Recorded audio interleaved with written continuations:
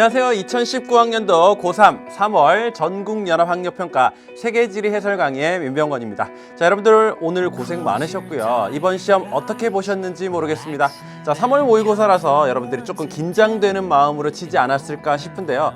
자, 어쨌든 여러분들이 아직까지는 준비를 완벽하게 다 하고 치르지는 못했던 시험이기 때문에 적정한 난이도로 나왔던 문제들이 많이 있었거든요. 그런 것들이 자기의 준비된 정도에 따라서 틀렸을 수도 있고 또 충분히 쉽게 풀었을 수도 있고 이랬을 것 같습니다. 그래서 어쨌든 여러분들의 실력이 아직 완성되지 않은 상태이기 때문에 결국 우리가 이 강의를 보면서 어떤 내용들이 내가 좀 부족했구나, 그리고 이렇게 푸는 것이 좀 더 정석적인 방법이었어, 이런 것들을 깨달아갈 수 있는 시간을 가지면 좋을 것 같거든요. 그래서 선생님이 약 80여 분에 걸쳐 가지고 여러분들에게 1번부터 20번까지 문제를 상세하게 해설해 드리도록 하겠습니다. 자, 어떤 포인트가 함정이었고, 그리고 어떤 것들을 좀 조심해야 되고, 그리고 이런 출제 경향을 가지고 있습니다, 이런 것들까지 좀 세세하게 얘기를 해드리려고 하니까요. 여러분들 다시 문제를 펼치시고 선생님과 함께 다시 힘을 얻는 이런 마음으로 열심히 살펴보도록 하겠습니다. 자, 그럼 첫 번째 문제인 1번 문제가 있는데요. 역시나 민쌤과 함께 공부했던 학생들은 누구나 다 나올 것으로 예상하고 있는 주제, 바로 고지도 문제가 되겠습니다. 자, 1번 볼게요. 다음 자료에 대한 분석으로 옳은 것은 가에서 다 지도에 대한 설명이 옳으면 예, 틀리면 아니오를 표시하시오 라고 했습니다. 자, 중요한 3개의 지도가 나와 있죠. 선생님과 함께 수능 개념, 수능 특강 학습했던 학생들은요, 선생님이 꼭 나온다라고 강조하는 그 몇 개의 지도 안에 싹 다 들어가 있는 지도입니다. 그렇죠? 자, 가는 뭡니까? 천하도. 그 다음에 나는 TO 지도죠. 다는요, R-이드리시 지도. 자, 요런 지도들이고, 그러면 1번부터 살펴보도록 하겠습니다. 자, 가는 지구 구체설을 토대로 제작되었다라고 했네요. 자, 이 중에서 지구 구체설을 토대로 만들어졌다라고 할 만한 게 뭐가 있나요? 사실 모양이 둥글게 생겼다 보니까 이거 다 그냥 공 모양으로 해서 나온 거 아니야? 이렇게 생각할 수도 있는데, 사실 이런 것들은요, 그냥 세상을 둥글다고 생각을 했고 지구 자체가 공 모양이다 이렇게 생각했다기보다도 그냥 평평한 원반 접시같이 생겼다 이렇게 판단을 했다라는 거죠. 근데 여기 나와 있는 R-이드리시 지도는요, 누구의 영향을 굉장히 많이 받았어요? 프톨레마이오스 세계 지도의 영향을 굉장히 많이 받았어요. 근데 프톨레마이오스의 지도가 공 모양인 지구를 평면에 편 이 투영법을 사용했거든요.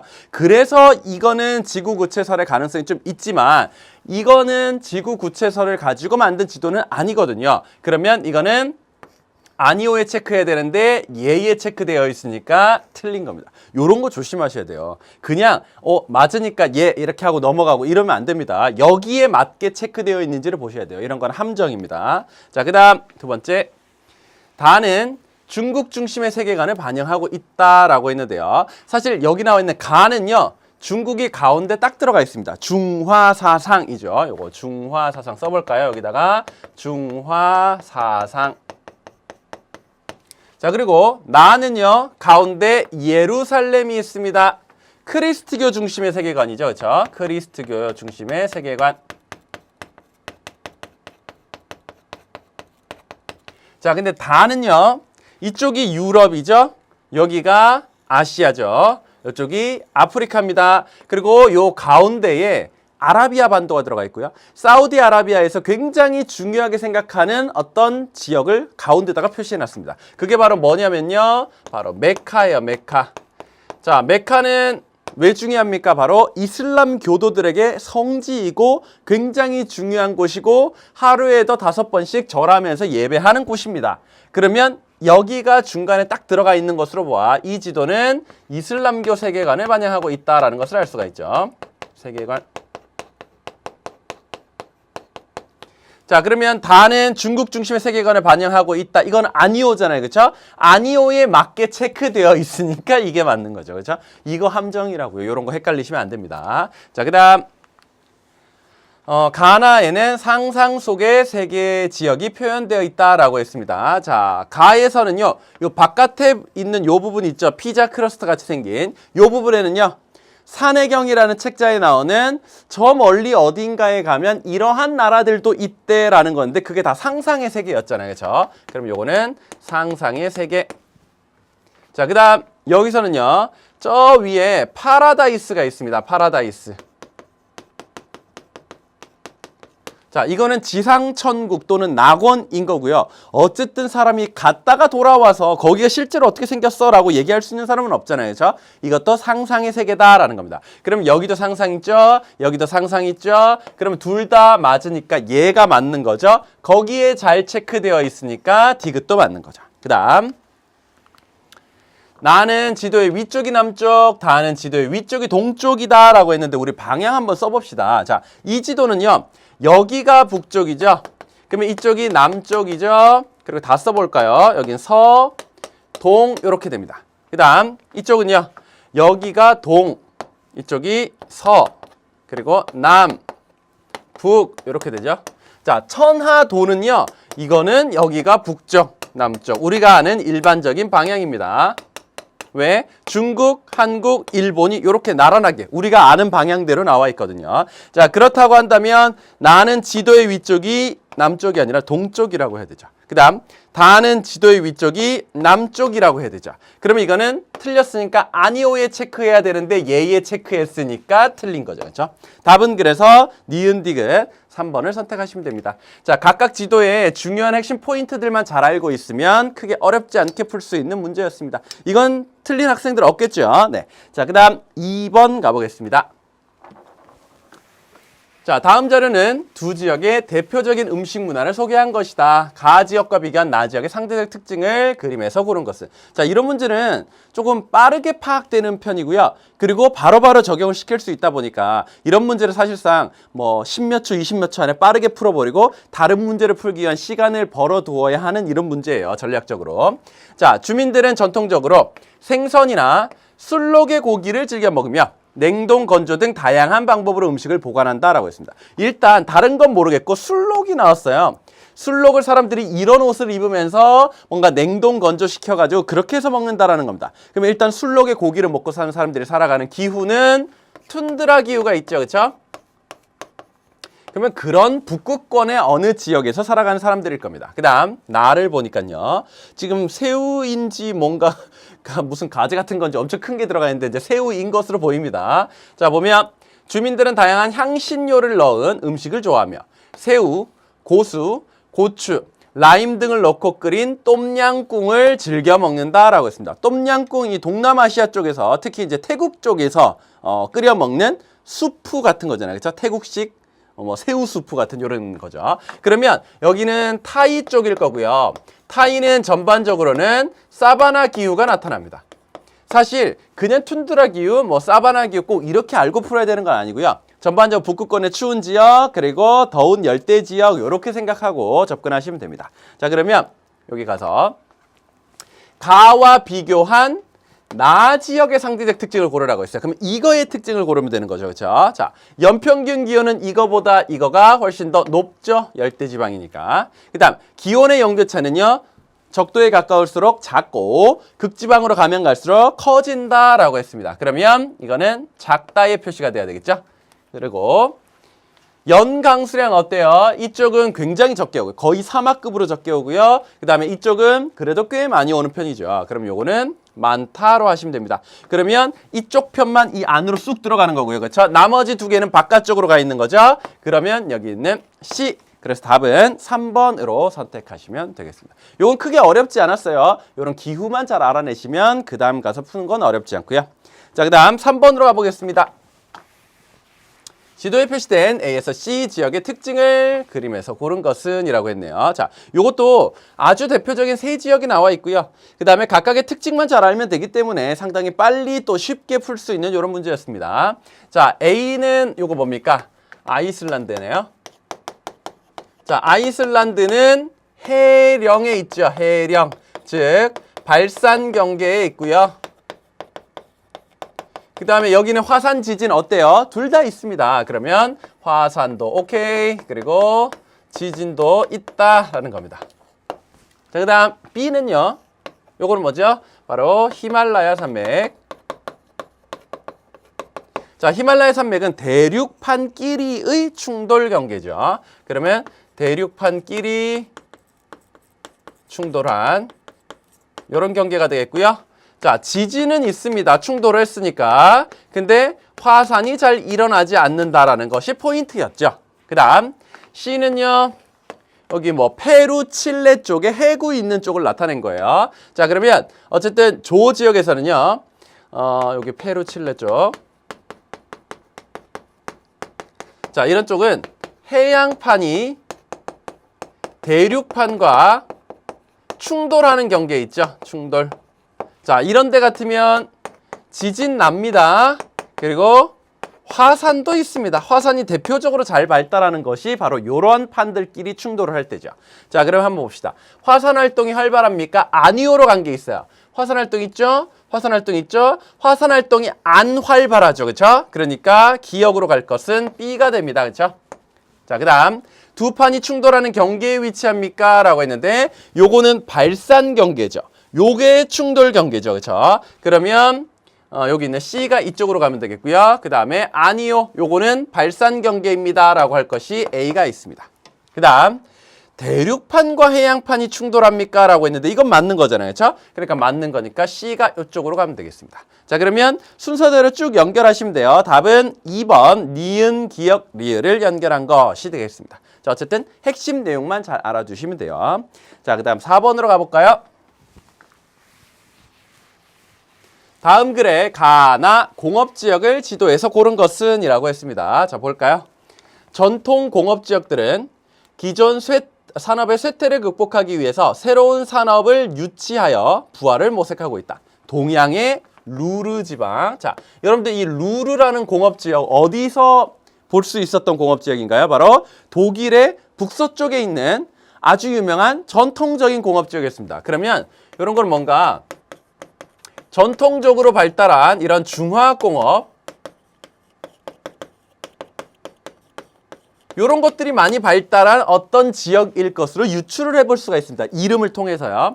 자, 가는 풍부한 지하자원을 바탕으로 성장했다라고 했습니다. 자, 지하자원이 일단 굉장히 풍부한 지역인가 봐요.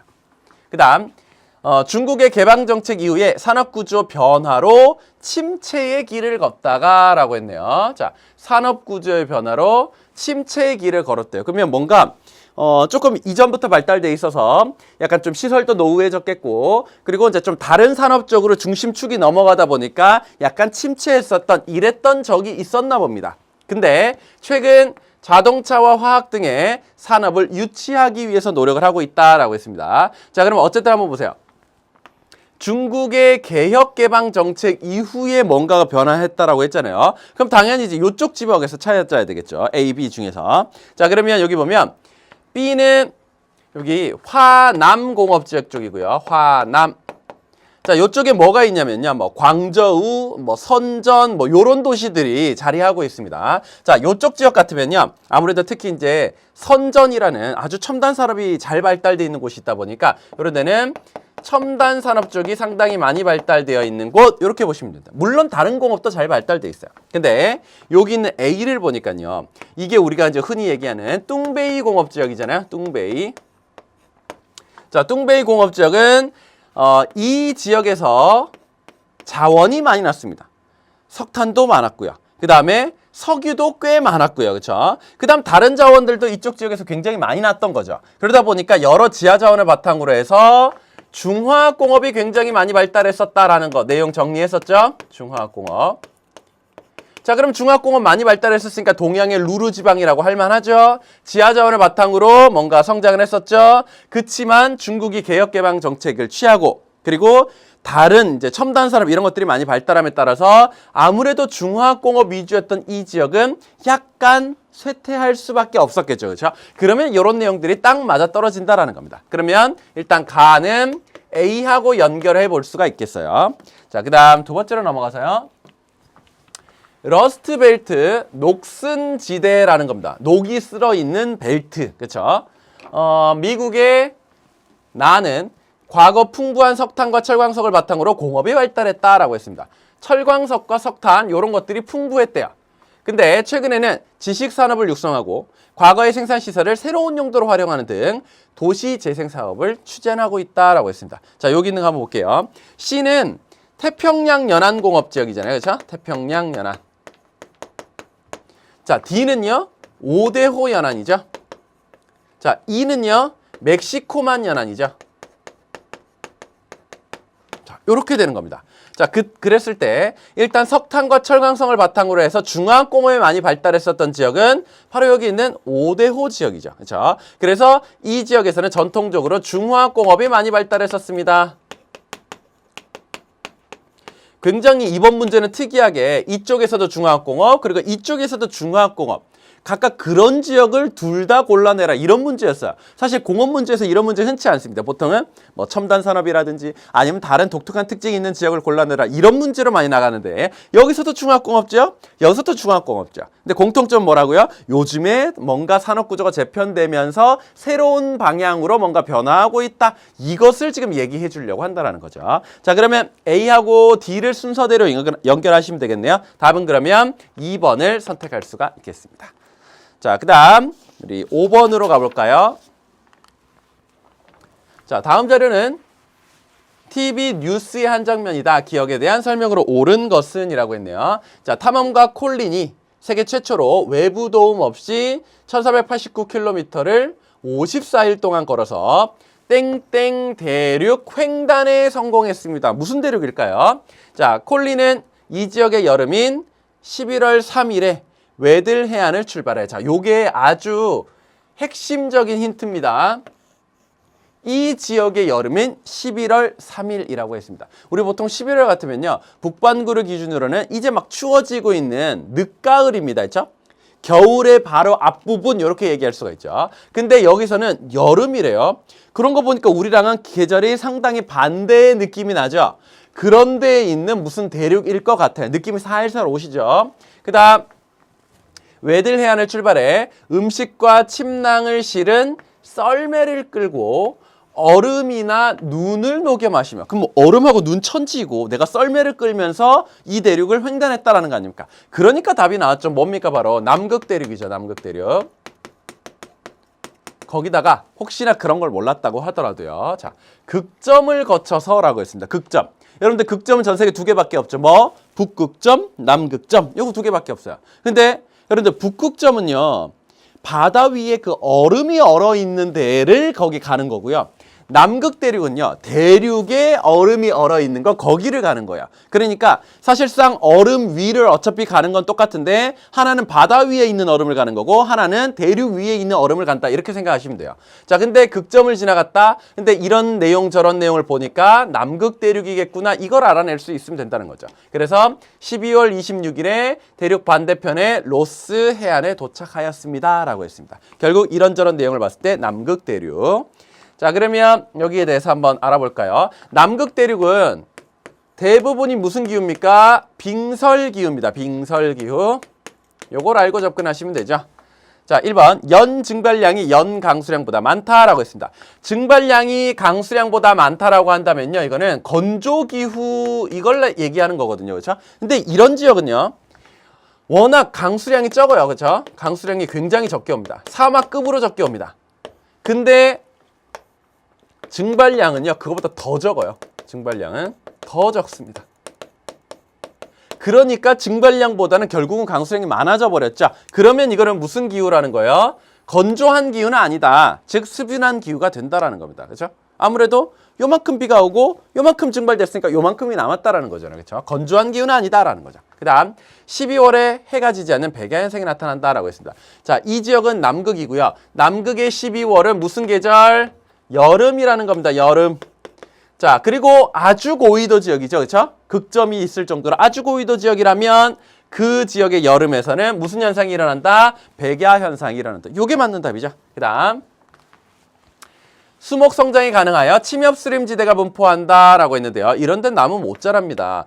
이 기후, 즉 한대 기후는요, 무수목 기후로 들어가죠. 나무가 자랄 수 없어요. 그다음 화학적 풍화작용이 물리적 풍화작용보다 활발하다라고 했는데, 전반적으로 화학적 풍화작용은요, 아주 한랭하거나, 아니죠. 네. 요런 데는 보통은 온난하거나, 그 다음에 습윤하거나, 즉, 물이라는 어떤 매개체가 많고 뭔가 좀 따뜻한 요런 지역에서 잘 되는 것이고요. 물리적 풍화작용이 보통은 아주 한랭하거나 아니면 상당히 건조하거나 요런 지역에서 많이 나타나는 거예요. 그러면 이런 지역, 즉 추운 지역이라고 한다면요. 물리적 풍화가 좀 더 활발하다라고 해야 되겠죠. 그다음 주민들은 술록을 유목하거나 수렵업 활동을 한다. 물론 추운 지역에서 이루어지는 건 맞지만 이거는 북극권의 무슨 기후 지역? 툰드라 기후 지역에서 하는 거다 보니까 사실상 굉장히 거리가 있는 거죠. 답은 그래서 2번 선택하시면 되겠습니다. 이 내용을 보고 남극인 것을 알아내는 게 중요해요. 물론 왠지 모르게 느낌적인 느낌으로 갔을 수도 있습니다만 선생님이 좀 더 정확한 접근 방법을 보여드렸어요. 자, 그 다음 6번으로 갈게요.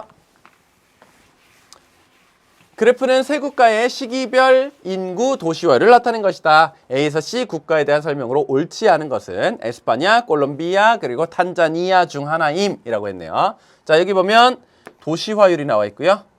인구가 나와 있습니다. 그리고 이쪽은 퍼센트, 년도, 그 다음에 여기는 100만 명 이렇게 돼 있네요. 자, 이 중에서 퍼센트 자료를 읽을 만한 게 뭐가 있습니까?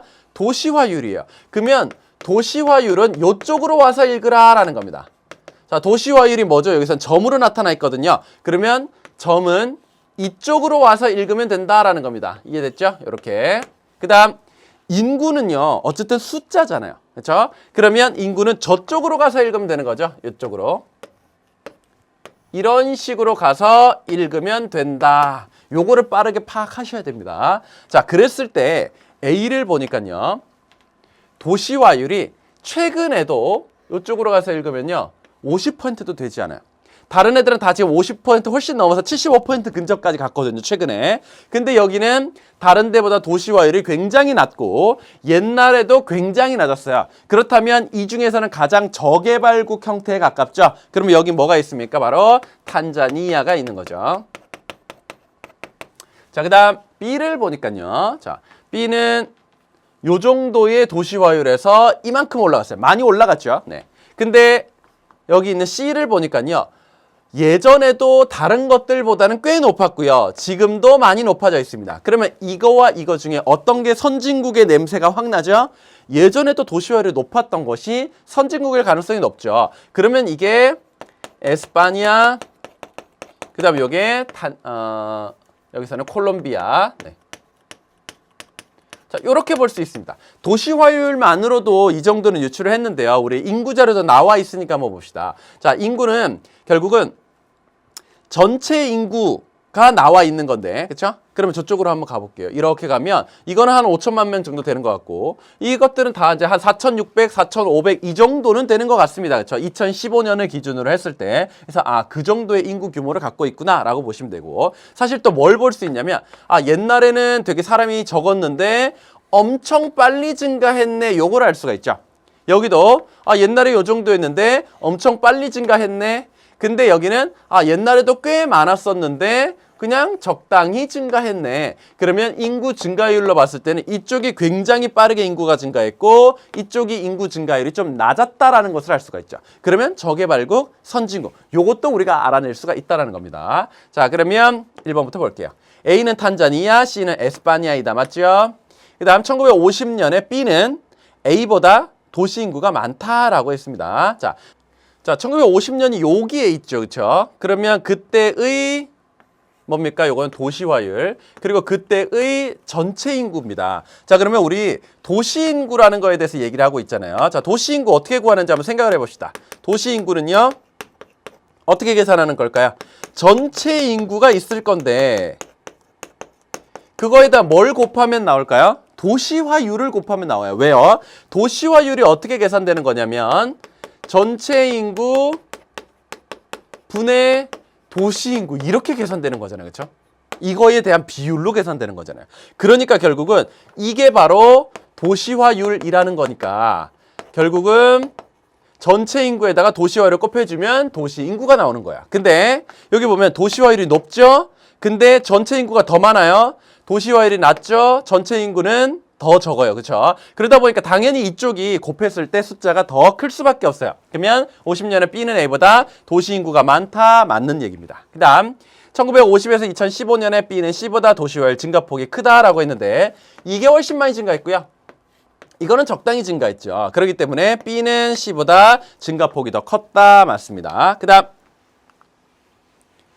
C는 A보다 도시와의 가속화 단계 진입 시기가 이르다라고 했는데요. 선진국이고요. 사실 이거는 조금만 더 올라가도 이제 어느 정도는 그 가속화 단계가 사실 30% 정도가 넘어서 이제 어느 정도 들어오게 되면 가속화 단계라고 얘기를 하는 거잖아요. 그렇죠? 그 다음에 이제 종착 단계로 진입을 하는 거고. 그랬을 때 이거는 이미 1950년도에도 가속화 단계는 어느 정도 진입해 있다라고 얘기할 수 있어요. 근데 이쪽으로 가면 아직까지 이제 30%보다 조금 미치잖아요. 여기 특히. 그러다 보니까 이거는 당연히 한참 지나야 이제 겨우 가속화 단계로 진입했다라고 얘기할 수 있을 거거든요. 그러니까 C가 A보다는 훨씬 더 가속화 단계 진입 시기가 이르다라고 할 수 있습니다. 그 다음 2015년에 A에서 C는 모두 도시 인구가 촌락 인구보다 많다라고 얘기했는데요. 자, 한번 보시면 도시 인구가 촌락 인구보다 많으려면요.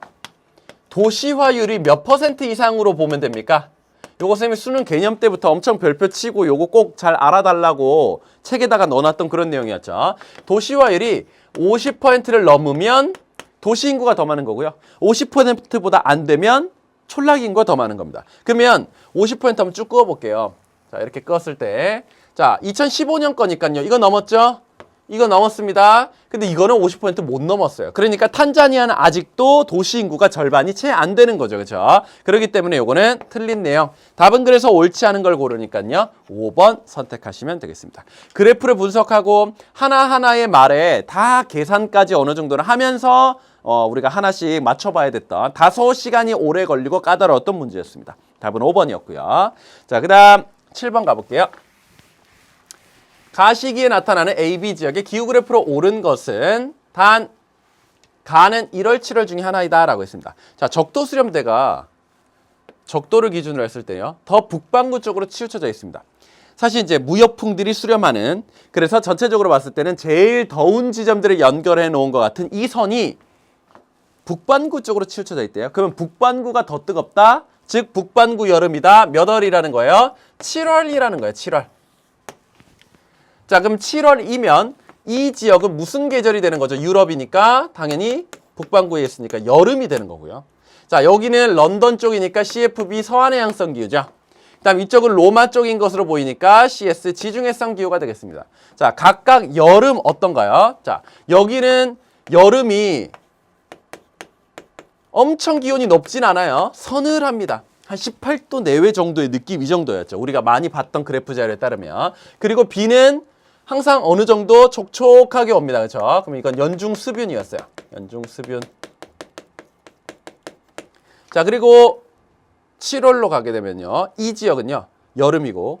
그럼 여름의 이 지역은 엄청 뜨겁습니다. 고온이고요. 그리고 비가 잘 안 내려요. 건조합니다. 그렇기 때문에 강수량은 온대에서의 건조에 해당하는 30mm보다 더 적게 오는 이러한 기후 그래프를 나타낼 거예요. 그럼 이거는 둘 다 동시에 지금 나타내는 거예요. 하나가 어떤 기후를 나타내고 이런 모양은 아닙니다. 자, 그런 걸 봤을 때 요거는 20도보다는 좀 내려가야 될 것 같고 요거는 20도보다도 더 위에 올라가 있는 요런 걸 고르면 돼요. 그렇죠? 그러면 요 정도가 딱 모양은 맞습니다. 왜냐면 이건 둘 다 너무 춥고요.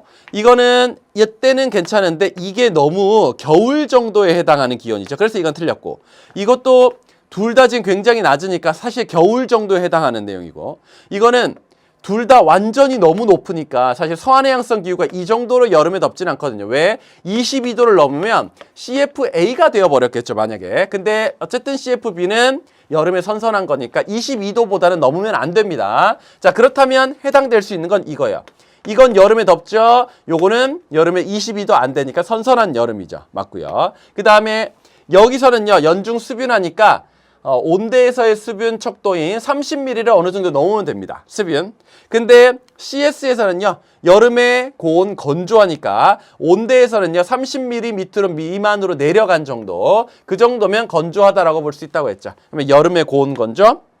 이거는 여름에 선선하고 어느 정도 비가 오는 이런 형태. 그래서 답은 4번으로 선택하시면 되겠습니다. 자, 이런 문제를 풀려면요. 대략적으로 서한해양성 기후가 어느 정도의 기온 범위 안에서 놀고 있더라? 어느 정도의 강수 패턴을 보이고 있더라? 이거를 많이 봐서 좀 익숙해질 정도가 돼야 돼요. 그러면 여러분들 머릿속에서 기후 그래프가 대략적으로 쪼르륵 그려지거든요. 그걸 바탕으로 풀어나가는 것이 훨씬 더 확신도 들고요. 그리고 좀 자신감도 생깁니다. 그렇기 때문에 이런 거는 사실상 이런 기후 그래프들을 많이 봐서 익숙해진 사람이 훨씬 더 유리했던 이런 문제였습니다. 자, 그 다음 8번으로 가볼까요?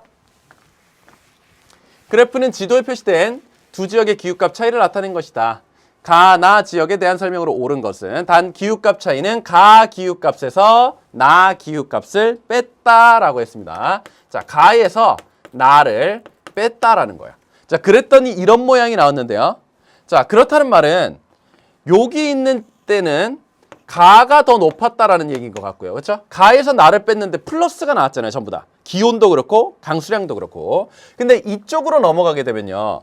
가에서 나를 뺐더니 마이너스가 심하게 나왔어요. 그러면 이거는 나가 더 높았던 시기인 것 같습니다. 강수량이나 기온 면으로 봤을 때. 자, 그럼 여기 한번 보세요. 이쪽은 상하이 정도이고요. 상하이는 쌤이 진짜 무진장 시험 문제 많이 나온다고 강조했었죠. CFA 온난 수변 기후.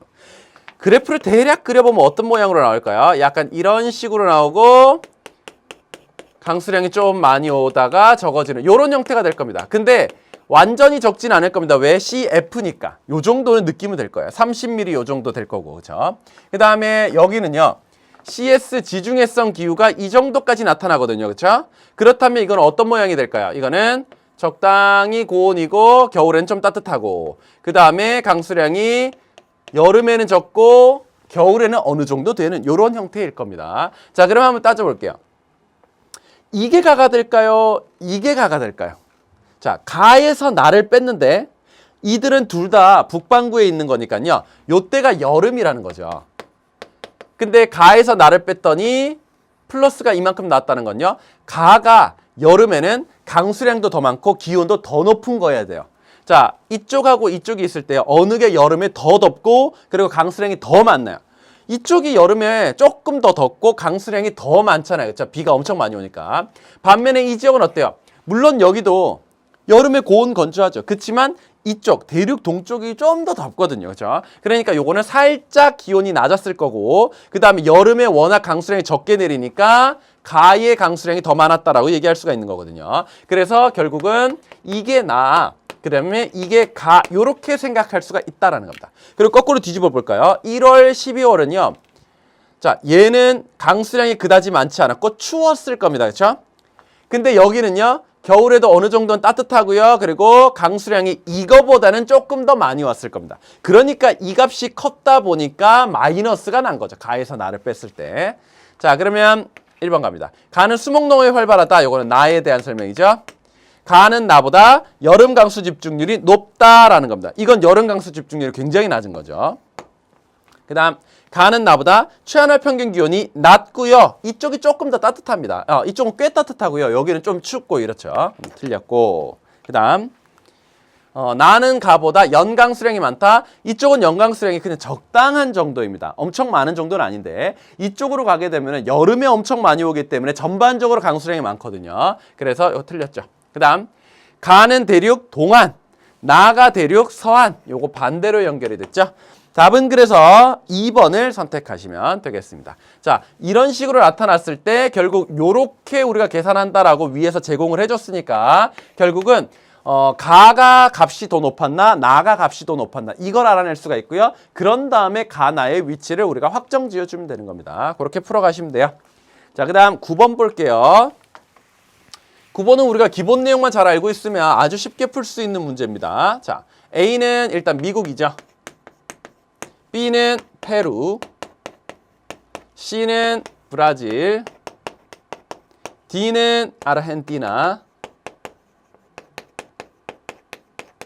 자, 아메리카 국가들의 문화 특색은 종교, 민족, 인종, 언어 구성에 따라 유사하면서도 좀 다르다. 예를 들면 가와 나 국가의 주민들은 공통적으로 대부분 카톨릭을 믿고 있대요. 그러면 미국은 개신교 쪽이 강하잖아요. 그렇죠? 근데 요 동네는 가톨릭을 많이 믿고 있죠. 가톨릭.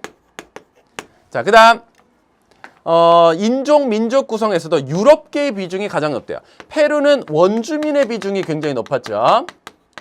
뭐 물론 절반은 넘진 않았지만 그래도 다른 것들에 비해서는 높았습니다. 근데 브라질 어때요? 브라질은 유럽계가 절반 약간 넘었습니다. 그렇죠? 그러니까 일단 다수죠.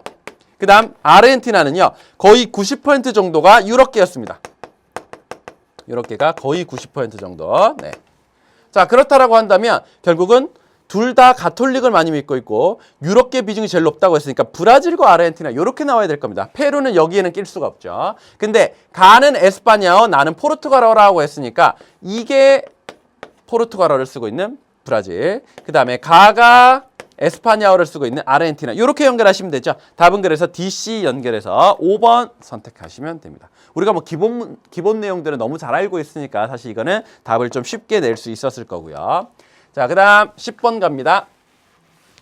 지도의 AB 민족의 공통점을 보기 위해서 고른 것은 이라고 했고요. 자, 여기 이스라엘이 있는데 그중에서 이런 지역에 많이 살고 있는 사람들이 있어요. 자, 이스라엘 팔레스타인 분쟁에 의해서 이 사람들이 주로 많이 몰려 살게 되는 이러한 자치지구 이런 게 생기게 되었죠. 자, 요게 바로 뭐예요? 팔레스타인. 이런 사람들이 많이 살고 있는 지구입니다. 그렇죠? 가자 지구, 서한 지구 이렇게 해서. 그 다음에 B의 주요 거주지. 자, 요런 데 살고 있습니다. 자, 이 사람들은 뭐예요? 쿠르드족이 되겠네요. 쿠르드족. 자, 그런 다음에 이 둘의 공통점이라고 했습니다. 자, 기억. 대다수가 이슬람교를 신봉한다. 맞습니까? 여기도 이슬람교 맞습니다. 그리고 이쪽도 이슬람교 맞습니다. 사실 유대인들은 유대교를 믿고 있죠. 근데 팔레스타인인들은 이슬람교를 믿고 있고, 네. 그래서 이들끼리의 뭐 역사적인 배경도 물론 얽혀 있지만 민족 간 그리고 종교 간의 갈등 이렇게 우리가 표시하기도 했습니다. 자, 그리고 우리가 쿠르드족 분쟁할 때도요. 사실 주변에 있는 나라들로부터 독립하기 어려운 게 종교의 차이는 아니잖아요. 그렇죠? 종교는 어차피 이슬람교인데 사실 여기에 자원이 많이 매장돼 있다 보니까 이 땅을 떼어주기가 싫었던 거죠. 그렇죠? 그런 이유들 할 때 우리가 이슬람교를 다 넣어서 배웁니다. 그 다음 주변 민족과의 영역 갈등 관계에 있다라고 했습니다. 여기는 유대인과의 갈등 관계, 여기는 다른 나라 사람들과의 갈등 관계. 그러니까 주변 민족과의 영역 갈등 관계 맞죠? 그 다음 주로 2차 세계대전 이후 현 거주지로 이주해 왔다라고 했는데요. 자, 원래 유대인들이 살고 있었던 이스라엘이었습니다. 근데 로마 제국에 의해서 멸망당했다라고 했고 이 사람들은 뿔뿔이 다 흩어져 버렸어요. 그러고 나서 팔레스타인 사람들이 꽤 옛날부터 이 지역에 정착해서 살았다라는 겁니다. 그러고 나서 나중에 유대인들이 자신의 나라를 다시 세우겠다라고 해서 이 둘 사이에 갈등이 생긴 거 아닙니까? 그렇죠? 그러니까 이 사람들은 어쨌든 제2차 대전 이후에 여기로 이주해 와서 살았다 이거 아니고 꽤 옛날부터 살았다라는 겁니다. 그 다음 여기도 사실 이 주변 지역이 영국의 식민 지배를 받았다가 나중에 각 나라로 독립을 할 때 여기 사람들은 원래부터 여기 살았지만 별개의 나라로 분리 독립되지는 못했어요. 그러다 보니까 이 사람들도 나중에 이 지역에 이주해 와서 산 이런 사람들이 아니라 꽤 옛날부터 이 지역에 살았던 사람들인 거예요. 틀렸죠. 그 다음 영국 식민 지배의 영향으로 영어를 공용어로 사용한다라고 했는데 쿠르드족은요. 쿠르드어를 씁니다. 그 다음에 팔레스타인 요거를 이제 뭐 조사를 해보면요. 당연히 이제 아랍어 요런 것들을 주로 쓰긴 한데 또 영어라고도 나와요. 그래서 막 학식 있는 사람들은 이제 영어를 이렇게 공용어처럼 쓴다 뭐 이런 자료들도 있으니까 어쨌든 여기는 가능성이 있지만 사실 여기에서 이것이 맞아떨어지지 않기 때문에 요거는 틀렸다라고 얘기를 할 수가 있어요. 답은 어쨌든 기역 니은이 확실하게 맞아떨어지는 거니까 1번으로 골라낼 수가 있었을 겁니다. 자, 그 다음 11번으로 가볼게요. 자, 다음 자료는 낱말 맞추기 일부분이다. 가에 들어갈 내용으로 적절한 것은 이라고 했네요. 자, 하나씩 우리 써볼게요. 자, 가로 열쇠. 바람에 날려온 모래가 쌓여 이루어진 모래 언덕을 사구라고 하는 거죠. 그 다음 빙하의 후퇴로 남게 된 자갈, 모래, 점토 등이 널브러져 있는, 뒤섞여 있는 평원. 이거를 빙력토 평원이라고 했습니다. 자갈역자 쓴다고 했죠. 그 다음 빙하 침식으로 형성된 반원형의 와지, 반원 극장 모양의 움푹 패인 땅, 요거를 뭐라고 한다고요? 권곡이라고 한다고 했죠. 권곡. 그 다음 기역은 가고요. 그 다음 니은 빙하의 침식으로 형성된 U자 모양의 골짜기라고 했네요. 빙하가 U자 모양으로 어떤 골짜기를 깎아놨어요. 빙식곡이라고 한다 그랬죠. 자, 그럼 하나씩 써볼게요. 1번 가로는 사구, 그 다음에 2번은요 빙력토 평원. 자, 그 다음에 빙식곡 있었고요. 그 다음에 권곡 있었습니다. 자, 그러면 기역 밑으로는 구, 뭐, 토가 되겠네요. 그렇죠? 그럼 그렇게 해당될 수 있는 거를 골라내보면 됩니다. 자, 융빙수에 의해서 형성된 제방 모양의 퇴적 지형은 에스커라고 하는 거죠. 그 다음 포상홍수 침식에 의해서 형성된 완경사이의 침식면, 이거는 뭐라고 하나요? 페디먼트라고 합니다. 그 다음 빙하의 침식으로 형성된 산 정상부의 뾰족한 봉우리, 홀은 또는 호온. 그 다음 동결과 융해가 반복되어 형성된 다각형의 지형을 구조토라고 하는 거였죠. 이게 딱 맞는 거잖아요. 답은 4번. 비가 내릴 때 물이 일시적으로 흐르는 골짜기 혹은 하천을 와디라고 하는 거였습니다. 자, 답은 그래서 4번 고르시면 되겠고요. 자, 그 다음 12번 가봅니다. 자, 유럽연합, 동남아시아 국가연합, 북아메리카 자유무역협정 중에 하나이고요. 각각의 경제협력체에 대한 설명으로 옳은 것은. 사실 뭐 수능이나 이런 데서는 잘 나오는 주제는 아닙니다만 그래도 학력평가니까 여기서 이제 중요하게 다뤄졌네요. 자, 상품 수출 수입액입니다. 자, 이거는 수출과 수입액입니다. 즉 그렇다는 말은 무역액이다. 이렇게도 얘기할 수 있는 거죠. 무역액. 자, 근데 우리가 무슨 자료를 많이 봤었냐면요. 영내 GDP. 자, 그래서 그 안에서 나라들의 GDP를 다 합산한 개념, 네, 요런 자료를 많이 봤었을 거예요. 그래서 여러분들이 조금 이 항목을 구분하지 못했더라면 헷갈렸을 수 있는 이런 부분인데요. 사실 선생님의 수능 개념 자료에는요, 요 내용도 들어가 있거든요. 자료로. 그렇기 때문에 그거 충실히 봤던 학생들은요, 그냥 나는 이거 알아, 이 차이 알아 라고 해가지고 나름 확실하게 풀어나갔을 것 같습니다. 자, 우선 여기 보면요, 무역액 자체가 월등히 많아요. 무역액이 적당히 되죠. 무역액이 적습니다. 자, 어쨌든 영내 GDP도 적고 무역액도 적은 단체가 뭐예요? 아세안이죠.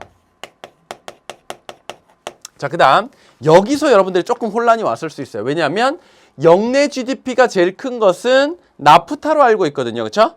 그 다음에 그거보다는 조금 이제 낮은 게 EU 이렇게 알고 있을 텐데 여기서는 수출 수입입니다. 수출 수입. 그리고 여러분들 뭘 보셨어야 됐냐면 영내가 절반 이상을 차지하고 있다라는 겁니다. 영내가 절반 이상. 그렇다는 말은 그 안에 있는 나라들끼리 훨씬 더 많이 하고 바깥에 있는 나라들끼리는 그거보다는 적은 양이다라는 거죠. 근데 여기는 어때요? 영내가 요 정도, 역외가 이 정도입니다. 여러분들 기억나세요? 자, 나프타가 있고 그 다음에 EU가 있습니다. 유럽연합은요, 영내에 워낙 크고 또 기본적으로 경제 규모가 크고 이런 나라들이 많이 있기 때문에 영내 무역 비중이 굉장히 높았어요. 이걸 아주 중요한 특징으로 배우잖아요. 그렇죠? 근데 나프타 이런 건 한 40% 이 정도였거든요. 이건 한 60 몇 퍼센트. 네, 60 몇 퍼센트. 그랬기 때문에 요게 EU, 요게 바로 나프타. 요렇게 보셨어야 되는 겁니다.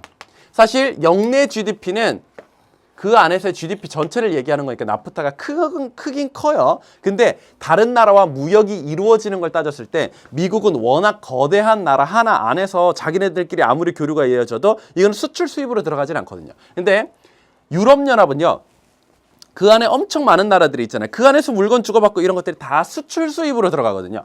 그게 영내 무역액으로 다 많이 잡힌다라는 거 아닙니까? 그러니까 이만큼 이렇게 늘어나 있는 거예요. 그 차이를 이번 기회에 확실히 알아주셨으면 좋겠어요. 자, 1번. 가해 회원국은 유로화를 단일 통화로 사용한다. 요거는 EU에 대한 설명이죠. 그 다음, 나는 상품 수출액이 상품 수입액보다 많다라고 했는데 수출은 이만큼입니다. 그렇죠? 영내 역외를 합쳐서 수입은 두 개 합치니까 이만큼입니다. 그렇기 때문에 요건 틀렸죠. 자, 그 다음 다는 상품의 영내 교역액이 역외 교역액보다 많다라고 했습니다. 자, 상품의 영내 교역액은 이거 합쳐야 되겠죠? 그리고 역외 교역액은 이거 합쳐야 되겠죠. 그랬더니 영내 교역액이 역외보다는 더 많다라는 것을 알 수가 있죠. 여기 유럽연합. 그 다음 가는 다보다 정치 경제적 통합 수준이 높다. 이쪽은 아니고요. 이게 훨씬 더 정치 경제적 통합 수준이 높은 거죠. 그래서 틀렸고. 그다음 나는 가보다 회원국의 수가 많다. 자, 이거는 10개 회원국이죠. 그다음에 요거는 3개 회원국이고요. 요거는 28개 회원국. 아직 영국은 현재 시점으로선 나가지 않았어요. 그렇기 때문에 요것도 틀렸습니다. 답은 맞는 걸 골라서요. 3번 고르시면 되겠습니다. 요거 헷갈릴 수 있었다라는 점. 근데 이거 두 개는 확실히 차이가 있습니다. 그걸 알아두시면 돼요. 자, 그다음 13번으로 갑니다. 표는 새 화석 에너지의 세계 생산량 상위 5개국을 나타낸 것이다. 가에서 다에 대한 설명으로 옳은 것은, 자, 여기 보니까 일단 중국이 압도적으로 1위고요. 그 다음에 미국, 오스트레일리아, 인도, 인도네시아. 중국, 미, 오, 인. 뭐 때문에 밉다고 했죠? 석탄 때문에 밉다는 거 아닙니까? 요즘에 미세먼지 엄청 심했었죠. 그렇죠? 자, 석탄.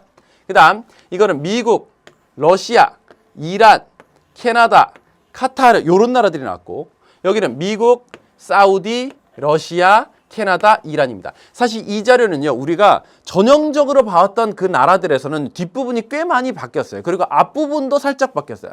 왜냐면 해마다 자원을 생산하는 양 자체가 나라별로 조금씩 달라지잖아요. 그렇죠? 그러다 보니까 순서가 조금 섞일 수는 있어요. 근데 여러분들 사우디가 이렇게 앞에 나와 있는 거는 석유였나요? 천연가스였나요? 사우디가 일단은 거의 뭐 우리 1번으로 알고 있었고, 그 다음에 2번이 러시아, 3번이 미국 정도로 알고 있었는데 요때 약간 바뀐 겁니다. 그럼 요게 바로 석유. 천연가스는 러시아가 앞으로 많이 치고 나가죠. 그 다음에 뭐 이란, 캐나다, 뭐 카타르, 노르웨이 이런 거 있었죠.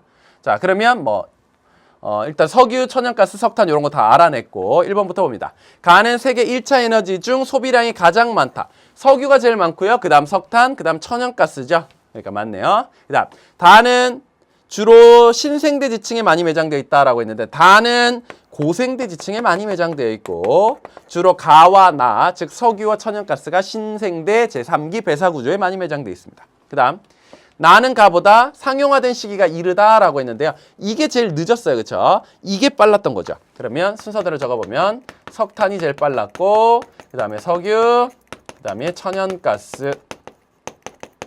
자, 나온 김에 이것도 적어볼까요? 세계 1차 에너지 중 소비량은 석유가 제일 많죠. 그 다음이 석탄, 그 다음이 천연가스 이런 순서로 됩니다. 자, 그 다음 다는 가보다 수송용으로 이용되는 비율이 높다. 수송용으로는요, 석유가 훨씬 더 많이 이용되고 있죠. 그 다음 다는 나보다 연소시 대기오염 물질 배출량. 이것도 한번 적어볼까요? 연소시 대기오염 물질 배출량은 석탄이 제일 더럽고, 그 다음에 석유, 그 다음 천연가스 이런 순이었습니다. 그렇기 때문에 다는 나보다 오염물질 배출량이 많다라고 해야 되는 거죠. 자, 답은 그래서 1번으로 선택할 수가 있겠습니다. 요거는 기본적인 뭐 문제 유형이긴 한데요. 요게 살짝 나라들이 우리가 공부했던 것보다 바뀌어 있어서 약간 당황할 수 있었던, 그래도 사우디아라비아 요런 거 보고 또 중국 이런 거 보고 확실히 두 개만 알아내면 나머지 뭐 배치하는 데는 크게 어렵지는 않습니다. 자, 그 다음 14번 가볼게요.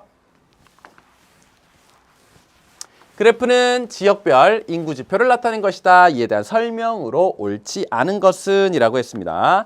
자, 여기서 대륙을 연결을 시켜줘야 되거든요. 근데 라틴과 앵글로와 오세아니아가 있는 거 보니까 안 나온 게 뭐가 있나요? 아프리카, 아시아, 유럽 요 세 가지가 안 나와 있어요. 그거를 끼워 넣어서 풀어나가시면 됩니다. 근데 우리 기출문제에서 뭐 이런 것들을 엄청 많이 풀어봤으니까 익숙할 거예요. 자, 일단 여기서 합계 출산율을 보니까요. 예나 지금이나 변함없는 1입니다. 너무나 아이들을 많이 낳고 있어요. 그렇죠? 자, 그러면 이거 어디입니까? 바로 아프리카가 되는 거죠. 가는 아프리카. 그 다음 나는요, 옛날에 굉장히 높았고요. 라틴 아메리카와 비슷하게. 지금은 좀 많이 떨어졌지만 그래도 다보다는 높습니다. 그렇다면 중간적인 성격 아닐까요? 그렇죠? 그러면 이거는 아시아. 그 다음 예나 지금이나 합계 출산율이 굉장히 낮은 상태예요. 그렇죠? 저출산 고령화가 이미 심하게 진행된 대륙, 유럽이 되겠고요. 자, 그 다음에 이쪽으로 와서요. 총부양비를 봅시다. 총부양비. 자, A, B, C 중에서 A는 총부양비가 굉장히 높아요. 총부양비가 높다라는 것은 청장년층이 어떻다라는 얘기? 낮다라는 얘기. 총부양비가 높다, 청장년층은 낮다. 총부양비가 낮다. 그러면 청장년층은 높다. 이런 거였죠. 그러면 총부양비가 지금 높은 것으로 봐서 청장년층이 적고 어린아이들과 그다음에 노인들을 합산한 이게 훨씬 더 높았다는 겁니다. 특히 근데 청장년층이 낮다라는 이런 건요. 보통 아프리카에서 아이들이 굉장히 많아서 청장년층이 그에 비해서 비중이 낮은 거거든요. 이게 바로 아프리카가 되겠죠. 어쨌든 부양비가 높게 나타납니다. 그 다음 B와 C를 보니까요. 자, 최근에는 사실상 거의 비슷해졌는데요. 그렇죠? 2015년에는. 근데 예전에는 총부양비가 조금 더 높았어요. B가. C는 예나 지금이나 비슷하네요. 그렇다는 말은 부양비가 낮았다. 즉 청장년층의 비중이 옛날에는 좀 높았다라는 겁니다. 그렇죠? 근데 B는 예전에는 그렇지 않았다가 지금은 많이 선진국처럼 바뀌었다. 이런 얘기거든요. 그렇다면 요게 바로 아시아, 그 다음에 C가 유럽, 이렇게 생각할 수가 있는 거죠. 네. 자, 그러면 1번부터 봅니다. 가는 두 시기 모두 합계 출산율이 가장 높다라고 했습니다. 자, 두 시기 모두 합계 출산율이 제일 높았어요. 그러니까 이건 맞죠? 그 다음, 나는 다보다 총인구가 많다라고 했는데 아시아는 유럽보다 총인구가 제일 많죠. 이것도 순서대로 정리해 볼까요? 아프죠. 아시아, 아프리카. 그 다음에 유럽 라틴. 그 다음 아니아였잖아요. 아니아. 네. 그러면 아시아, 아프리카, 유럽, 라틴 아메리카, 앵글로 아메리카, 그 다음 오세아니아였었죠. 그러니까 어쨌든 뭐 여기서는 아시아가 당연히 앞에 갔고 유럽은 요 중간에 있으니까 총인구가 많다. 맞습니다. 다는 가보다 산업화 시기가 이르다라고 했습니다. 유럽은 당연히 아프리카보다는 산업화가 일찍 시작됐죠. 그 다음 가는 A 맞고요. 나는 B, 다는 C 맞습니다. 그 다음 B, C 모두 청장년층 인구 비율이 감소하였다라고 했습니다. 자, 청장년층 인구 비율이 감소하게 되면요. 총부양비는 어떻게 되는 거죠? 올라가야 되는 거죠. 근데 한번 보세요. 예전에 비해서 최근으로 오면서 어떻게 됐어요? 총부양비가 내려갔어요. 그렇다는 말은 청장년층은 올라갔다라고 얘기할 수 있는 부분이죠. 그렇죠? 그렇기 때문에 이거는 청장년층 인구 비율이 오히려 증가하였다라고 해야 됩니다. 청장년층 인구가 올라갈수록 부양비는 내려온다라는 거. 이 거꾸로 됐을 땐 당연히 반대가 되는 거죠. 그렇죠? 이거 너무 중요하다고 했습니다. 청장년층 하나로 부양비를 우리가 판단할 수 있는 부분이기 때문에 아주 요긴하게 써먹을 수 있는 꿀팁입니다. 자, 답은 5번으로 고르시면 되겠습니다. 이것도 그래프 분석하는 거다 보니까 조금 문제가 복잡했죠. 자, 그 다음 15번 가볼까요? 어느 커피 회사가 다음 조건을 모두 만족하는 국가에 아시아 본부를 설립하려고 한다. 최종 후보 국가를 지도 A에서 고른 것은 이런 문제가 사실 나오면 정답률도 굉장히 높고요. 그냥 출제하시는 분들도요. 이거는 그냥 옛다. 너 먹어라. 이렇게 던져주는 거나 마찬가지야. 이런 거 틀리시는 학생은 없을 거라고 생각돼요. 다만 그냥 시간이 조금 걸릴 뿐이죠. 자, 우선 1인당 국내 총생산 2,000달러 이상. 연간 커피 생산량 20만 톤 이상, 우기와 건기가 뚜렷한 열대기후 지역이 전국토의 3분의 1 이상 이렇게 되어 있습니다. 자, 그러면 여기에 A, B, C, D, E 국가가 나와 있는데 각각 자료 이렇게 보면요. 여러분들 조금 혼란스러울 수가 있어요. 왜냐하면 바로바로 눈에 안 들어오거든요. 그러면 조금만 시간을 투자해가지고 A, B, C, D, E를 여기다 적어주고 시작을 하면요. 훨씬 판단이 빨라요. 자, 그럼 우리 한번 적어주고 시작해 볼게요. 여기 있는 미얀마가 A죠. 그 다음에 여기는 라오스가 B입니다. 그 다음에 베트남이 C네요. 그렇죠? 그리고 필리핀이 E, 그리고 여기 있는 인도네시아가 D 이렇게 됩니다. 요걸 이렇게 적어주고 시작하는 게 시간이 약간 더 걸릴 것 같은 느낌이지만 판단이 빠르기 때문에 비슷할 겁니다. 근데 더 정확하게 풀 수가 있는 거겠죠. 자, 그럼 한번 볼게요. 1인당 국내 총생산 2,000달러 이상, 그러면 요까지는 살아남을 수 있고 2,000달러 미만이면 탈락해야 되는 거죠. 제거. 그렇죠? 그럼 한번 보세요. 이것들은 다 색깔이 요 정도 이상인데 A는 탈락입니다. 그러면 A는 어차피 뒤에 가서 볼 것도 없어요. 무조건 뒤에 것까지 다 탈락. 네. 그다음 연간 커피 생산량 20만 톤 이상입니다. 그러면 20만 톤 이상이면 네, 여기서는 진한 색깔이어야 돼요. 그러면 연한 색깔인 건 다 탈락시켜야 되죠. 그러면 B도 탈락. 그다음 여기는 E도 탈락. 그럼 남아있는 건 여기서 C와 D가 되는 겁니다. 그것만 이제 다음 넥스트 스텝으로 넘기시면 되는 거죠. 그 다음 넘어가서요. 어차피 그러면 우리가 남아있는 게 뭐만 남았어요? C와 D만 남았습니다. 나머지는 어차피 앞에서 다 탈락했어요. 그 다음 건기와 우기가 뚜렷한 열대기후, 즉 사바나와 열대 몬순이 되겠죠. 그렇죠? 걔네들이 국토의 3분의 1 이상이 되어야 된다라고 했습니다. 자, 여기 있는 C를 보니까요. 전 국토가 이만큼 길쭉하게 생겼어요. 그렇죠? 근데 그 중에서 한 3분의 2 정도가 요걸로 덮여 있는 거 보이시죠? 그렇죠? C는 괜찮아요. 근데 D는 한번 보시면 대부분이 열대 우림 기후로 덮여 있기 때문에 이거는 조건이 만족되지 않습니다. 그러면 나머지는 다 탈락이 되는 거고요. 오로지 C만 살아남는 거죠. 그래서 답은 3번으로 선택하실 수가 있는 겁니다. 자, 요렇게 알아내면 되는 거예요. 뭐 별로 어려울 건 없어요. 자, 그다음 16번 갑니다. 다음 자료에 가에 대한 설명으로 옳은 것은 이라고 했습니다. 자, 딱 보니까 피오르인 거 알겠죠? 노르웨이 서해안 깊숙이 안으로 들어와 있고 바다의 깊이가 생각보다 꽤 깊네요. 그렇죠? 자, 요거는 피오르. 자, 이곳은 좁고 긴 형태의 굴곡이 큰 땡땡땡 해안으로, 즉 피오르 해안. 만의 길이가 무려 200km가 넘는다. 굉장히 안으로 길쭉하게 깊숙이 들어와 있다는 거예요. 가장 깊은 곳의 수심은 1300m 정도이며 만을 따라 해발고도가 1700m가 넘는 산지가 이어져 있다. 그 주변은 굉장히 경사도 급하고 좀 높은 산지로 이루어져 있다는 거죠. 이곳에서는 폭포, 호수, 호른 등을 쉽게 볼 수 있다. 주민들은 자연환경을 보존하면서도 관광객에게는 재미를 줄 수 있도록 노력하고 있다라고 했네요. 자, 1번. 최후 빙기에 빙하로 덮여 있었다. 맞나요? 자, 최후 빙기, 즉 마지막에 있었던 빙기에 얼음으로 덮여 있었고 그때 뭔가 이렇게 얼고 녹고 하는 그 와중에 이게 많이 깎였던 거죠. 그리고 나서 후빙기의 수면 상승이 되니까 그쪽으로 바닷물이 쑥 들어온 거 아닙니까? 그죠? 옛날에는 빙하로 덮여 있었다. 맞습니다. 그 다음 해안선이 단조롭고 섬이 거의 없나요? 딱 봐도 이건 아니죠. 눈만 있으면 돼요. 네. 그 다음 사주가 발달하여 만의 입구가 막혀 있다라고 했는데요. 자, 뭐 사주가 이렇게 발달해서 만의 입구가 가로막히고 이렇게 되나요? 보통 사주가 가로막을 수 있으려면요. 수심이 되게 얕아야 돼요. 근데 이건 굉장히 깊다라고 했잖아요. 그렇죠? 그러니까 이런 사주가 물 밖으로 드러나기에는 좀 어려운 환경입니다. 해수면 상승으로 V자국이 침수되어 형성되었다라고 했는데 해수면 상승은 맞아요. 근데 U자국에 바닷물이 들어온 것이기 때문에 이건 다르죠. 이거는 리아스 해안에 대한 설명. 그 다음 조류의 퇴적작용이 활발하여 갯벌이 넓게 분포한다라고 했는데 이거는 우리가 뭐 갯벌 유명한 곳 전 세계 5군데 지도에다 표시해가지고 정리했잖아요. 거기에 들어가는 지역은 아닌 거죠. 그래서 이건 틀렸습니다. 답은 그래서 1번 선택하시면 되겠습니다. 또 뭐 이렇게 수심이 깊고 이런 바다에 엄청 뭐 갯벌이 잘 발달돼 있고 이런 것도 아니고요. 자, 그 다음 17번으로 가보겠습니다. 그래프는 지도에 표시된 세 지역의 시기별 강수 비율을 나타낸 것이다. A에서 C 지역에 대한 설명으로 옳은 것은, 자, 여기 적도가 이렇게 나와 있으면요. 사실 적도를 그어주고 시작하는 게 제일 좋아요.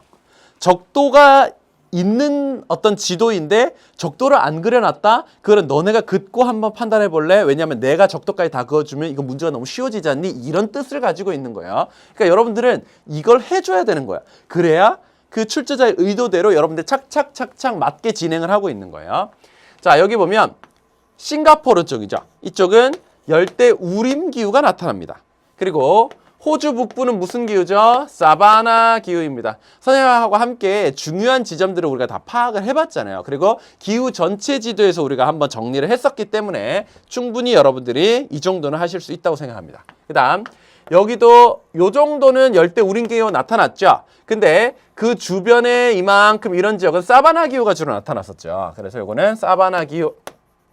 그러면 열대 우림 기후 하나, 그리고 북반구 사바나, 남반구 사바나가 나와 있죠.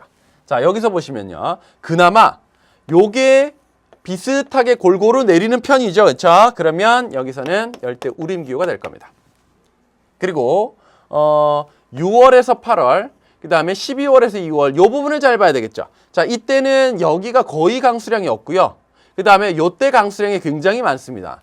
그렇다고 한다면 어차피 사바나만 얘기할 거잖아요. 그렇죠? 둘 다 사바나니까. 그러면 비가 적게 올 때가 겨울이라는 거예요. 겨울. 많이 왔을 때가 여름이라는 거예요. 근데 여기는 어때요? 지금 보면 이때가 굉장히 비가 많이 온 거고 요때가 지금 거의 사라져 있다시피 할 정도로 안 보이는 겁니다. 그렇죠? 그럼 이때가 겨울이라는 겁니다. 겨울. 그럼 한번 따져볼까요? 12월, 1월, 2월이 겨울이다. 그럼 이건 어디 있는 거죠? 사바나인데 북반구에 있다라는 거예요. 근데 여기서는요. 요때인데 이게 거의 없어져 보이잖아요. 그렇죠? 그러면 이때가 겨울이다. 즉 사바나 기후의 남반구에 해당하는 겁니다. 자, 요렇게 알고 문제 접근하시면 돼요. 1번. A는 12월에서 2월에 매일 대류성 강수가 나타난다라고 했는데요. 이때는 북반구에 있는 사바나 기후 지역이라서 겨울에 해당되고요. 겨울에는 건기이기 때문에 매일 대류성 강수가 나타나기 어렵습니다. 그 다음 B는 6월에서 8월에 아열대 고압대 영향을 받는다라고 했는데 6월에서 8월 겨울이고요. 그때는 아열대 고압대가 찾아와서 영향을 주죠. 맞습니다. 그 다음 3번 C에는 키가 큰 풀에 초원이 드넓게 발달하였다라고 했는데요. 자, 열대 우림 같으면요. 키가 큰 풀의 초원인 사바나 초원이 발달해 있는 것이 아니라 열대 우림, 즉 밀림이 발달돼 있는 거죠. 그래서 틀렸고. 그 다음 A는 B보다 1월 낮의 길이가 길다라고 했습니다. A는 B보다 1월이라고 한다면요. 겨울입니다. 그렇죠?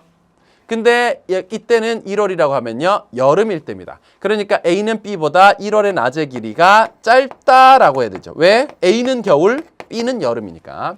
그 다음 C는 B보다 시기별 강수량의 차이가 크다라고 했는데요. C는 그래도 시기별로 골고루 온 편이죠. 근데 B는 어느 계절엔 너무 적게 왔고 어느 계절엔 너무 많이 왔고 이렇게 된 거죠. 그래서 C가 더 차이가 작다라고 해야 되는 겁니다. 답은 그래서 2번으로 선택할 수가 있습니다. 요거는 뭔가 기온 자료 이런 거는 안 보여주고 강수의 어떤 계절별 퍼센트 이걸 보고 이걸 알아내야 되는 거기 때문에 다소 조금 더 여러분들이 익숙한 형태의 문제는 아니었던 것 같아요. 그렇죠? 왜냐하면 여러분들은 기본적으로 월 강수량 주고 그 다음에 기온의 어떤 월 기온 요걸 주는 이런 그래프를 많이 보고 문제를 풀었을 거거든요. 근데 사실상 셋 다 열대 기후이기 때문에 기온이 엄청 차이 나지는 않습니다. 근데 열대 우림과 사바나는 시기에 따라서 강수의 패턴의 차이가 나거든요. 그걸 가지고 우리가 알아낸 다음에 풀어갔어야 하는 문제. 약간 까다로웠던 문제입니다. 자, 답은 2번이었고요. 자, 그 다음 우리 18번 가볼게요. 그래프는 세계 3대 식량 작물의 지역별 수출량 비율을 나타낸 것이다. 가에서 다에 대한 설명으로 옳은 것은 이라고 했네요. 자, 지역별 수출량입니다. 이거는 생산을 가지고 얘기한 게 아니에요. 우리가 항상 익숙한 건 생산이었어요. 근데 이거는 수출을 가지고 얘기한 거라는 거. 그 다음 수출량 비율은 지역별 세 작물의 총 수출량에서 각 작물이 차지하는 비율을 의미한다라고 했네요. 자, 그럼 한번 봅시다. 자, 여기 오세아니아는요. 이런 식으로 그어질 수가 있겠죠. 근데 사실 이 부분과 이 부분은 거의 제로에 가깝기 때문에 별로 필요 없을 것 같고 다는 거의 100% 가까이 되어 있습니다. 호주에서 많이 수출하는 오세아니아 하면 사실 호주를 거의 대다수로 생각해도 되잖아요. 그럼 호주에서 많이 수출하는 게 뭐가 있을까요? 쌀, 밀, 옥수수 중에서 호주의 머리 달린 강유역에서 밀을 많이 재배하고 또 밀을 많이 수출한다고 했습니다. 그렇기 때문에 호주 하면 밀 하면 호주 요거를 아주 잘 기억해 놔야 된다고 했지. 이게 다른 것과 구분시켜주는 굉장히 뚜렷한 지표니까.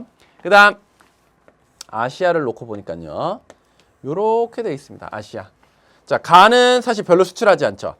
다도 별로 수출하지 않죠. 근데 아시아에서 나는 꽤 많이 수출을 하고 있습니다. 근데 이거는 엄청 양이 많다라는 느낌보다도 아시아가 어느 정도 수출을 하는데 그 안에서는 나가 제일 많아 이런 뜻입니다. 그 안에서는 나가 제일 많아. 그러면 아시아에서 사실 뭐 쌀도 밀도 많이 먹어야 됩니다. 왜냐면 인구가 너무 많거든요. 근데 그나마 아시아에서 좀 더 수출할 만한 것은 쌀이 있죠. 왜? 쌀은 아시아에 있는 국가들이 대부분 수출을 많이 하거든요. 그렇기 때문에 요게 쌀일 것이다 짐작해 볼 수 있습니다. 그 다음 라틴 아메리카, 뭐 앵글로 아메리카, 아프리카 이런 데서 수출을 한다라고 생각했을 때 특히 우리 아메리카 쪽에는 옥수수를 굉장히 많이 생산하고 또 수출을 많이 하잖아요. 이거는 옥수수입니다. 근데 아프리카에서 쓰면 옥수수를 이렇게 많이 수출하나요? 그렇게는 여러분들 해석하시면 안 되죠. 왜냐하면 아프리카는 진짜 식량이 부족한 데거든요. 근데 정말 수출하는 게 요만큼은 있을 거잖아요. 그렇죠? 그러면 요만큼 있는 거의 수출량에서 뭐가 제일 많냐? 그걸 물어봤을 때는 아프리카에는 그나마 옥수수를 좀 생산을 하는 편이거든요. 그래서 그 안에서 비중이 높았다는 뜻이지 아프리카에서 옥수수를 엄청 많이 생산했다 이런 개념 아닙니다. 네. 이런 뭐 수출 엄청 많이 했다 이런 느낌 아니에요. 자, 그러면 쌀밀 옥수수 알아냈고요. 자, 1번부터 봅니다. 가의 기원지는 아시아이다라고 했는데 옥수수의 기원지는 라틴 아메리카 쪽이죠. 아메리카. 그 다음 나는 식량작물 중 국제 이동량이 가장 적다라고 해야 되죠. 어떤 게 국제 이동량이 제일 많았나요? 밀이 제일 많았고요. 그 다음 옥수수, 그 다음 쌀이었습니다. 쌀은 대부분 그 지역에서 소비되다 보니까 이동량 자체가 많지가 않았어요. 그 다음 다의 최대 생산국은 미국이다라고 했는데 밀의 최대 생산국, 밀 1위는 누구예요? 중인 미러프잖아요. 그렇죠? 그럼 중국이 1위거든요. 중국. 그러면 생산은 중국이 1위가 맞고요. 미국은 그러면 왜 튀어나왔냐? 미국은 수출을 제일 많이 하는 나라입니다. 그래서 생산은 중국이 맞는데 수출은 미국이 제일 많이 한다는 거. 이것도 꼭 알아두셔야 됩니다. 그 다음 가는 나보다 바이오 에너지 생산에 이용되는 비율이 높다라고 했는데 옥수수는 쌀보다는 바이오 에탄올 만드는 데 많이 이용하고 있죠. 이게 맞습니다. 다는 나보다 단위 면적당 생산량이 많다라고 했는데요. 단위 면적당 생산량은 어떻게 되나요? 옥수수가 제일 많고요. 그 다음 쌀이 많죠. 그 다음 밀입니다. 그렇기 때문에 다는 나보다 단위 면적당 생산량이 적다라고 해야 되는 거죠. 그래서 이건 틀렸습니다. 답은 4번으로 선택하시면 되겠고요. 자, 그 다음 이제 19번으로 가보겠습니다. 그래프는 세 국가의 산업별 생산액 변화를 나타낸 것이다. 가에서 다 국가를 지도에서 고른 것은 이라고 했네요. 일단 뭐 지도를 먼저 보는 게 유리하겠죠. 자, A는 뭐가 나와 있습니까? 프랑스. 그 다음에 C는 나이지리아. 그 다음에 B는 인도. 자, 이렇게 되는 겁니다. 자, 그랬을 때 여기 뭐가 나와 있냐면요. 산업별 생산액입니다. 항상 이렇게 자료의 명칭이 다릅니다. 그거를 잘 보셔야 돼요. 이게 뭐 GDP를 나타내는 건지 아니면 수출 수입을 나타내는 건지 이런 식으로 뭐 산업별로 생산액 이런 것들을 나타내는 건지 뭐 이런 것들을 잘 따져가면서 생각해야 돼. 사실 엄청 큰 차이가 있는 건 아닌데 그래도 디테일하게 보면 조금씩 차이가 있습니다. 자, 여기서는 산업별 생산액 변화 1차, 2차, 3차 생산액입니다. 자, 근데 가, 나, 다가 있고요. 자, 가를 보니까 옛날에 1981년, 네, 쌤 81년 하니까 조금 이렇게 감회가 새롭습니다. 왜 그런지 말 안 해드릴게요. 뭐 쌤하고 관련 있는 숫자예요. 자, 어쨌든 1981년이 여기 1, 2, 3차 산업별 생산액 변화를 보니까요. 이게 제일 많았어요. 그리고 여기는 비슷했습니다. 그렇다는 말은 가는 옛날에도 생산을 많이 하고 있었다. 즉 나름 잘 살았다. 이렇게 우리가 해석해 볼 수 있는 부분 아닙니까? 그렇죠? 그리고 2017년에 오니까요. 이만큼이나 많이 생산하고 있다. 역시나 어느 정도 꽤 생산량이 많다라는 건데 사실 뭐 잘 살았다의 느낌을 가지려면 인구가 엄청 많으면 안 되는 거죠. 어차피 n분의 1 할 거니까. 자, 그리고 여기는 다는 여전히 지금 생산액이 그다지 많지가 않다라는 겁니다. 자, 이거 보면 프랑스와 나이지리아와 인도가 있습니다. 자, 프랑스는요, 뭐 인구가 6천만 명대라고 보시면 되고, 나이지리아는 거의 요즘에 2억 정도 됐고요. 인도는요, 13억 5천만 명이 넘었습니다. 그렇기 때문에 여기 한번 자세히 따져볼게요.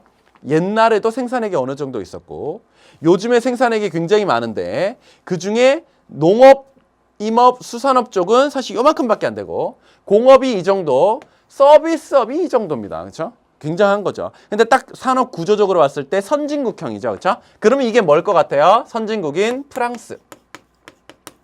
옛날에도 생산액이 많았다라는 것을 통해서 짐작할 수 있습니다. 그 다음 나는요. 예전에 이렇게 돼 있었습니다. 사실 뭐 1차, 2차, 3차가 뭐 큰 차이가 없었던 걸로 보여요. 예전에. 근데 요즘 보니까요. 1차 이만큼, 2차 이만큼, 3차 이만큼입니다. 이거랑 뭔가 양 자체는 비슷한 것 같은데 산업 구조적으로 보니까 1차의 생산액이 꽤 있는 거죠. 생산액이 이 정도인 것 같으면요. 사실 산업별 종사자 수 비중으로는요. 더 올라갑니다. 왜냐하면 농업은 다른 산업에 비해서는 생산액 자체가 엄청 이렇게 높거나 이렇지가 않거든요. 그래서 사람들이 오히려 더 많이 종사하고 있는 이런 모습을 보일 거예요. 자, 그렇다고 한다면 이 정도의 생산액 그리고 1차에 꽤 지금 몰려 있다라는 걸로 봐서 요거는 인도일 것으로 짐작을 해볼 수가 있습니다. 인도도 어쨌든 요즘에 GDP 전체적으로 봤을 때는 거의 뭐 영국, 프랑스 이 정도 급 되거든요. 네. 인구가 너무 많아서 그렇지. 그 다음에 여기 있는 달을 보면요. 여전히 1, 2, 3차 생산액 자체가 그다지 많지가 않습니다. 그렇다면 아직도 좀 경제가 그렇게 녹록지 않을 것으로 예상을 해볼 수가 있어요. 그럼 이들 중에서 가장 저개발국형에 가까운 것이 나이지리아 아닙니까? 그럼 이게 나이지리아. 이렇게 볼 수가 있는 거죠. 사실 요 정도의 생산액으로 2억 명으로 다시 나눈 거니까 굉장히 1인당 소득 수준은 내려가는 거죠. 네. 그래서 이렇게 연결해 주시면 됩니다. 답은 A, B, C 1번으로 선택하시면 되겠고요. 자, 마지막 20번 문제 조금 복잡한데요. 요거 풀어보고 마치겠습니다. 다음 자료에 A에서 D 지역에 대한 설명으로 옳은 것은 A에서 D는 각각 유럽, 아프리카, 라틴 아메리카, 앵글로 아메리카 중에 하나이다 라고 했습니다. 자, 우선 왼쪽에 있는 자료를 보고 우리가 호기롭게 척척척 잘 알아낼 것 같았는데 예상외로 약간 애매한 것 같은 이런 자료가 나왔고 오른쪽을 보니까요. 출생률과 사망률이 나와 있는데요. 이걸 보면 오히려 굉장히 뚜렷하게 알 수가 있어요. 자, A를 보니까요. 출생률, 사망률 굉장히 높았다가 여전히 출생률이 상당히 높습니다. 그러면 안 나온 대륙, 여기에 안 나와 있는 대륙 중에서는요. 아프리카가 해당될 수 있죠. 제시되어 있는 대륙 중에서라고 해야 되겠네요. 안 나와 있는 대륙이 아니라 네, 아프리카. 그 다음에 B는요. 이들 중에서는요. 출생률, 사망률이 굉장히 높았다가 많이 떨어졌어요. 거의 요즘에는 사실 선진국들과 비슷한 어떤 패턴을 많이 보이긴 하지만 옛날에는 굉장히 개발도상국스러운 이런 패턴을 보였었죠. 왜? 출생률 그리고 사망률이 꽤 높았던 편이니까. 그러면 이것들 중에서 그래도 좀 개발도상국들이 많이 있는 라틴 아메리카가 요거에 해당되겠죠. 라틴 아메리카. 그 다음 C와 D는 사실상 여기서 구분하기 좀 어려울 수도 있는데요. 그나마 D가 한번 보세요. 출생률하고 사망률이 거의 똑같아요. 그러면 거의 인구 증가가 이루어지지 않는다라는 거나 마찬가지예요. 그렇죠? 근데 C는 그래도 사망률보다는 출생률이 조금 더 높거든요. 조금 더 인구가 증가한다. 그러면 유럽과 앵글로 중에서요. 거의 지금 정체되어 있는 데가 어디예요? 유럽이거든요. D가 유럽, 그 다음에 C가 앵글로 이렇게 보시면 되겠고 사실 이제 이거를 알아냈으니까 요거를 우리는 조금 더 안심하고 쉽게 알아낼 수 있는데 사실 요것만 보고도 우리가 좀 어느 정도는 감을 잡을 수 있지 않을까요? 자, 여기 보면 B, C, D에서 A로 갑니다. 그렇죠? 그러면 B에서 나와서 A로 가고 C에서 나와서 A로 가고 D에서 나와서 A로 가는데 다른 인구 이동에 비해서요. 굉장히 지금 들어가는 사람이 없어요. 아프리카, 뭐 유럽, 앵글로, 라틴 중에서요. 어떤 대륙이 가장 들어가는 사람 자체가 적을까요? 뭐겠어요? 바로 아프리카겠죠. 아프리카는 빠져나오는 사람이 월등히 많고 사실 들어가기가 쉽지 않다는 걸 여러분들 잘 알고 계시죠. 그 다음에 B도 보니까요. 다른 대륙으로 많이 들어가는 거에 비해서 그다지 많은 숫자가 움직이지 않습니다. 그러면 이 중에서 또 사람들이 그다지 선호하지 않을 만한 데가 뭐가 있겠어요? 라틴 아메리카가 있죠. 자, 근데 C와 D를 보니까요. 와, 특히 B에서 엄청 많이 들어가요. 근데 B가 우리가 아까 라틴 아메리카일 것으로 지금 추정을 하고 있잖아요. 라틴 아메리카 사람들이 어디로 엄청 많이 넘어가죠? 어디? 바로 미국이 있는 앵글로 아메리카 쪽으로 엄청 많이 넘어가죠. 그럼 요거는 앵글로. 자, 그 다음에 우리가 아까 A를 아프리카일 것으로 추정했잖아요. 자, 아프리카 사람들은요. 다른 데보다도 어디로 굉장히 많이 들어가요? 가까이에 있는 유럽으로 굉장히 많이 들어가거든요. 물론 다른 사람들도 유럽으로 가긴 하지만 네. 그래서 이런 식으로 우리가 짐작을 해볼 수가 있습니다. 유럽 사람들은 뭐 요 자료를 이제 우리가 만드는 그런 시기 안에서는 앵글로로 좀 꽤 간 것으로 볼 수가 있네요. 자, 그러면 오른쪽에서 알아낸 거, 왼쪽에서 알아낸 거 이렇게 일치하는 거 보이시죠? 그렇죠? 어쨌든 여기서는 하나를 가지고 완벽하게 알아내기는 어렵고 두 개를 합쳐서 너네가 A, B, C, D, E 알아낼 수 있겠니? 요걸 물어보고 싶은 겁니다. 자, 1번부터 볼게요. A의 국가들은 대부분 에스파냐와 포르투갈어를 공용어로 사용한다. 이거는 라틴 아메리카에 대한 설명이니까 아니고요. 그 다음 D는 50에서 55년보다 2010에서 2015년에 인구의 자연 증가율이 높다라고 했는데요. 자, 요거 한번 봅시다. D는